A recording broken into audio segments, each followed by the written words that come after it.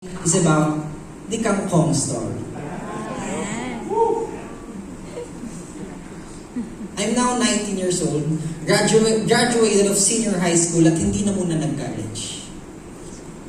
And I built my first company at the age of 17. From self-owned business, from solo cooking, syempre itong Kangkong Chips Original, it was the brand that I built. And now with more than 100 of employees, 100 of distributors, and thousands of resellers.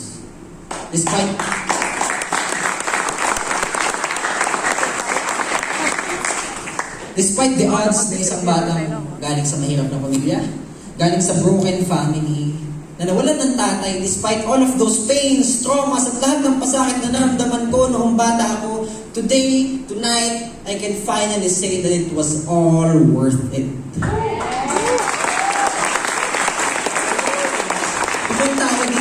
Pumunta ka dito nung may mag-aaral kotse. Kanina galing ako sa factory ko at nakita ko dun yung nanay ko na nagtatrabaho na pinag-resign ko sa trabaho niya as a hotel butler for 17 years at ngayon nagtatrabaho na sa kumpanyang binuo ko. Nakatira kami ngayon sa bahay na hindi ko akalain sa buong buhay namin na matitirahan namin. Nakakapunta ako sa mga lugar na hindi ko akalain na ma-afford kong puntahan. In fact, bukas nilipat ako pa Thailand at sinama ko yung buong pamilya ko for the first time.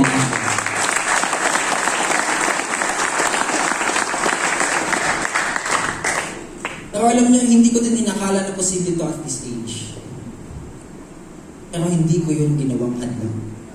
Ang tanging nasa isip ko lang, ibibigay kong effort sa negosyo ko ay based sa standards ko bilang tao.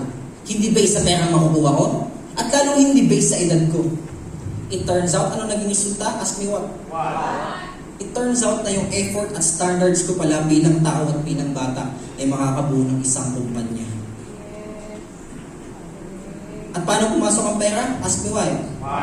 Because money follows excellence achieved by working hard and experiencing a lot of failures.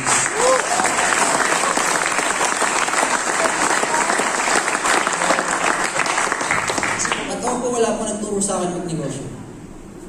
In fact, ang buong pamilya ko po lahat sila 100% empleyado lahat. Ako lang po ang tanging nagnegosyo kasi wala akong gumagana, di ba? Mahirap ang buhay noon. Kaya naisipan ko magnegosyo. So, nung tinayo ko ang negosyong to, nung 17 ako, ano pa kailangan ko yun? Hindi magpakabubo. Kailangan ko matuto eh. Bago ako sa field na to, bago ako sa industriya na to, so anong gagawin ko? Kailangan ko ngayon matuto. I have to empty my cup, magpakabubo muna ako, acquire knowledge, acquire experiences, kunin lahat na pwedeng kunin.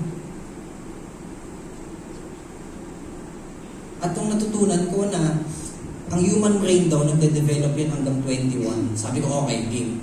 17 pa lang ako. So, ang human brain nagde-develop yan hanggang 21. So, madami pa yung panahon para talino talaga ako ng totoo.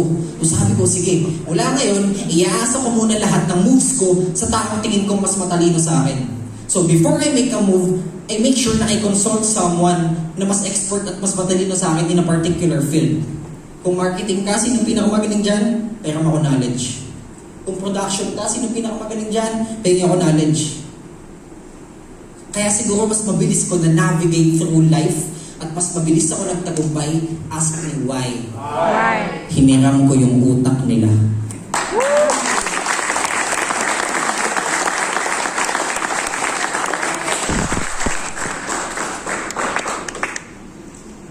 Parang si Waze lang yan eh. Kung naka-Waze ka na, ba't ka pa makikinig sa bibigay ng direksyon ng isang mapa lang? Di ba pag naka-Waze ka, mas mabilis ka makakatik sa destinasyon mo? Yun lang din na naging susi ko sa isang mabilis na tagumpay. Dito na yung Waze sa harapan nyo. Right? And also, you have to use speed as an advantage. Speed rules my life. Batang malikse, matalino, nakikinig at hindi naman sa nakikinig, mabilis kumilos. Yan ang competitive advantage ng isang batang negosyante. When I started, I worked for 12 hours a day, for 7 times a week, for 12 months straight until I became a millionaire.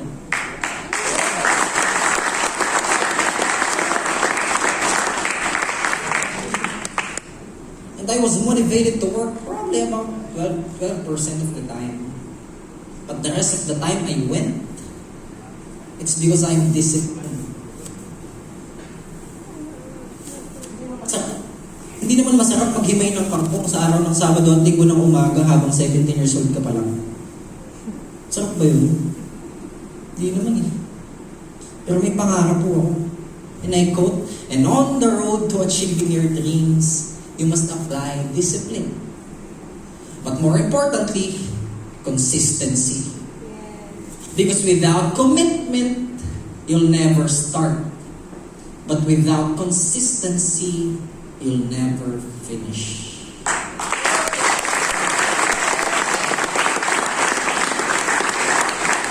Pero teka, sino po muna dito pala yung mahimawa? Sino muna yung nakakalam kung magkano yung presyo ng kangkong?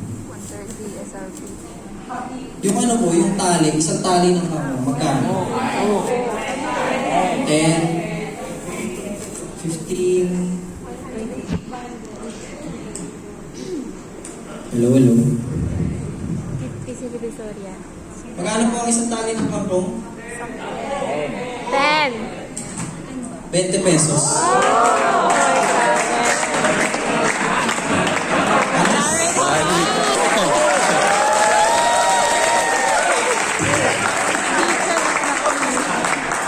Galing ah. Yung 20 pesos po na yan, nahalaga ng isang tao na nakakalat kung saan-saan, na walang pumapansin.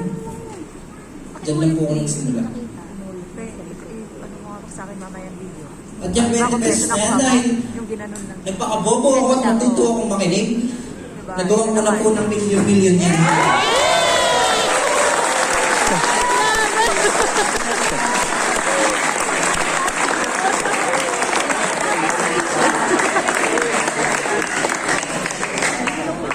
Ngayon, kung kinaya ko sa edad na 17, ikaw pa kaya? Baka